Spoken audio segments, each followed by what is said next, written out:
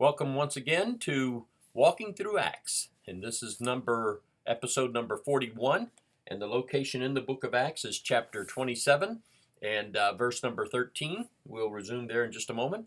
I'll set it up before resuming, though, by saying that the Apostle Paul is on a ship, actually more than one ship. He doesn't go just on one only, but gets transferred.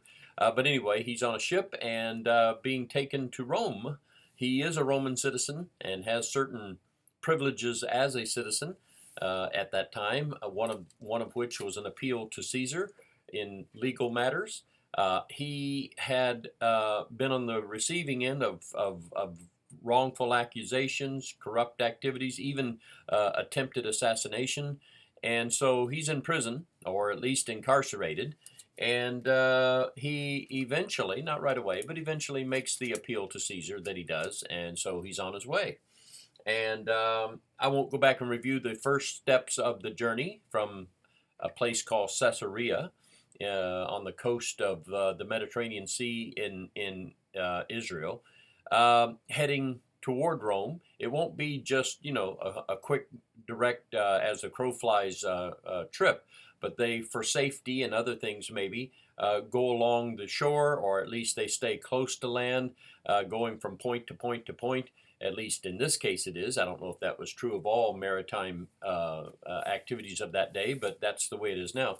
And one more thing. They are on the island of Cyprus, and they're wanting to go around to,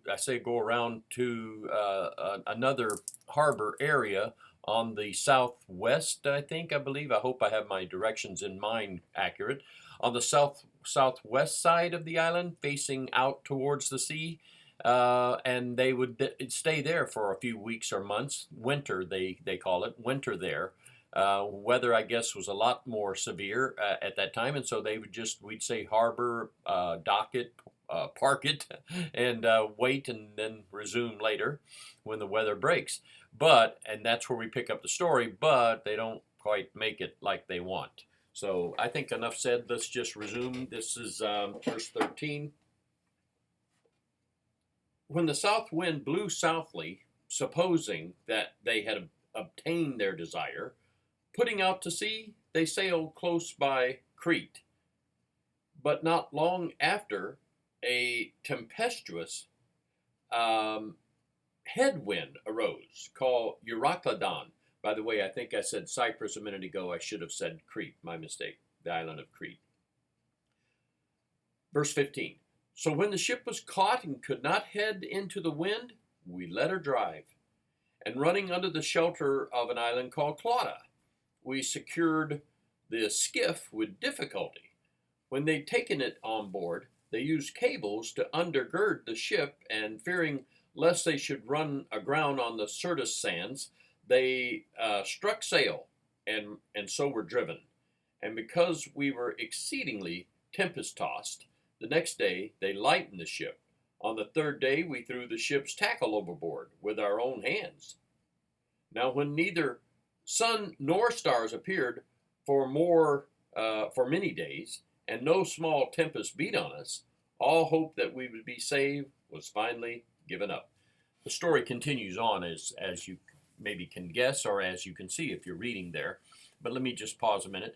So they under the coast of Crete. I hope I have this right. I was saying Cyprus a minute ago, but they did not accomplish. Yes, it says in verse 12, if by any means they could reach Phoenix, a harbor of Crete. And so it's Crete. I want to make sure I have the correct Mediterranean island there when I'm speaking here.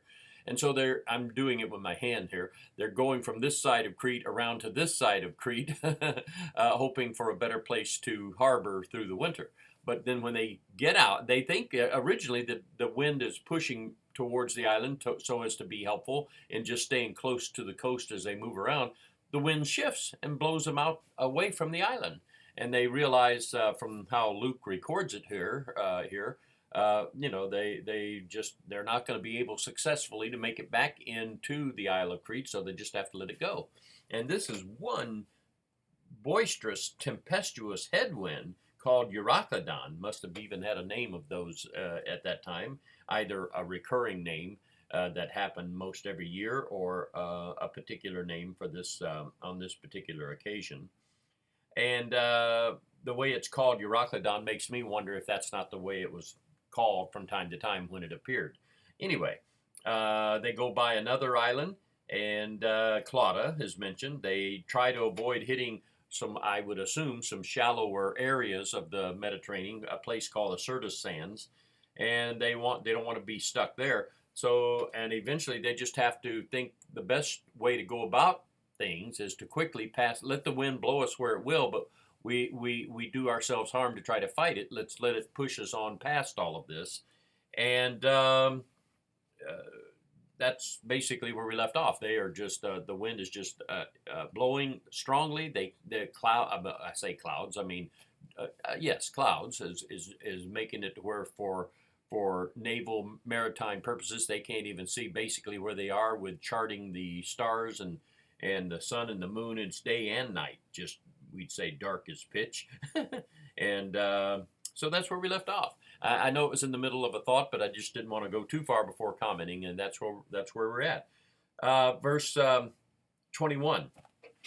But after long abstinence from food, then Paul stood in the midst of them and said, "Men, you should have listened to me and not have sailed from Crete, and incurred this disaster and loss." Let me stop real quick here before going on to say that was previously last time mentioned that Paul. I don't imagine it was because of his familiarity with sailing.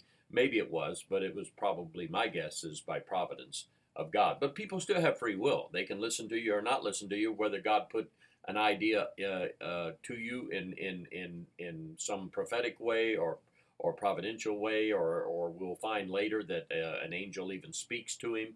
So however that is, doesn't mean it makes it happen necessarily. So let me just read that again. Men, you should have listened to me. This is verse 21.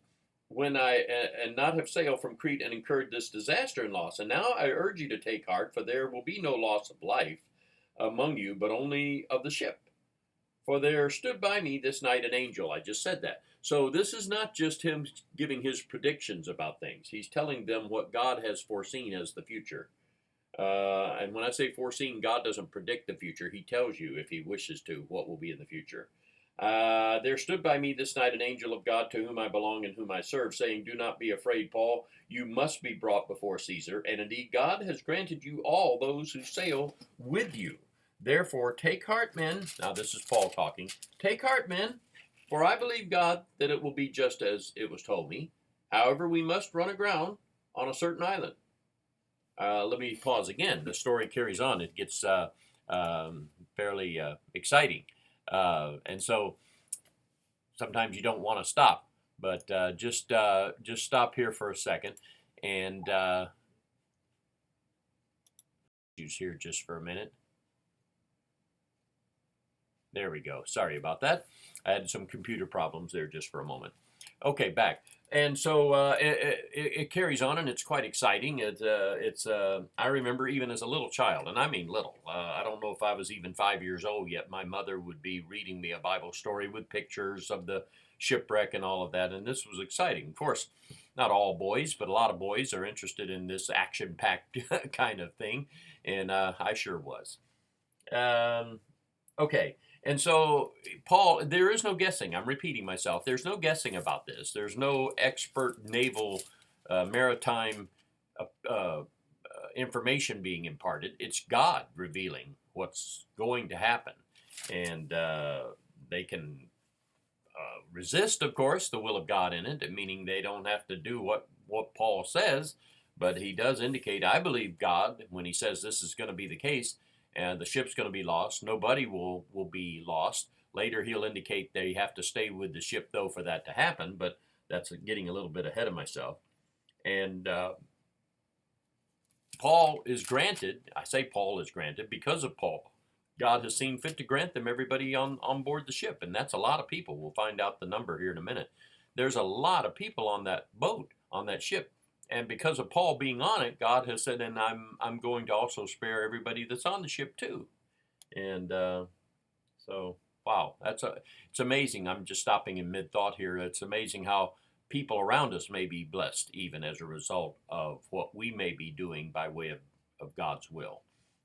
It has a bit of a ripple effect, if you will, or it can. I don't mean it always does, but it can.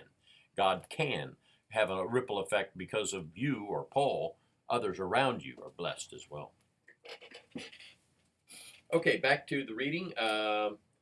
Verse 27, did we? Yes, verse 27. Now, when the 14th day had come, as we were driven up and down in the Adriatic Sea, about midnight, the sailors sensed that they were drawing near some land. And they took soundings and found it to be 20 fathoms. When they had gone a little farther, they took soundings again and found it to be 15 fathoms. So they're approaching land. It's getting shallower, if that's a word. I think it is, more shallow, whichever way it is to be grammatically correct said. Shallower, or made more, becoming more shallow. Then fearing, verse 29, lest we should run aground on the rocks, they dropped 4 anchors from the stern. So they're trying to slow down the ship and its driving force, dragging anchors, and prayed for day to come. So it's at midnight or dark. It's dark with no sun or stars or moon, but it's even darker still when it's literally night. And as the sailors were seeking to escape from the ship when they had let down the skiff into the sea, under pretense of putting out anchors from the prow, Paul said to the centurion and the soldiers, unless these men stay in the ship, they cannot be saved. Then the soldiers cut away the ropes of the skiff and let it fall off. And as day was about to dawn, Paul implored them all to take food, saying, today is the 14th day you've waited and continued without food and eaten nothing. Therefore I urge you to take some nourishment, for this is for your survival, since not a hair will fall from the head of any of you. And when he had said these things, he took bread and gave thanks to God in the presence of them all. When he had broken it, he began to eat. Then they were all encouraged and also took food themselves. And in all we were 276 persons on the ship. So when they had eaten enough, they lightened the ship and threw out the wheat into the sea. Okay, we'll stop there. I don't know if we'll have more time. Looking at the time here, this may be about it. We'll pick up next time with the story. But I want to comment on this before we finish for today. So a couple things, and I'm sure there's maybe 3 or 4, but let me just be sure to mention a couple. One, once again, we see the providence of God through Paul blessing the men, the people around him, if they're willing to comply with the condition, and that is stay with the ship. The ship will be lost, but your salvation is by staying with the ship rather than escaping on a smaller boat or whatever.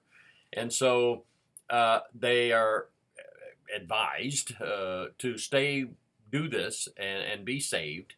And Paul believes what God has revealed to him, and the centurion seems to be on board with what Paul is saying too, because he has soldiers cut away the skiff so they can't escape that way. And then one more thing, he advises them to eat. They haven't eaten for a couple weeks, and it's just been, I mean, this is one horrendous storm that even sailors are, I'm sure, petrified by. Professionals, you might say, as well as others on the ship. And he indicates you need to take something to eat. And this is not only just so you have some strength to deal with the disaster of the shipwreck. That's true, but also in confidence of expectation.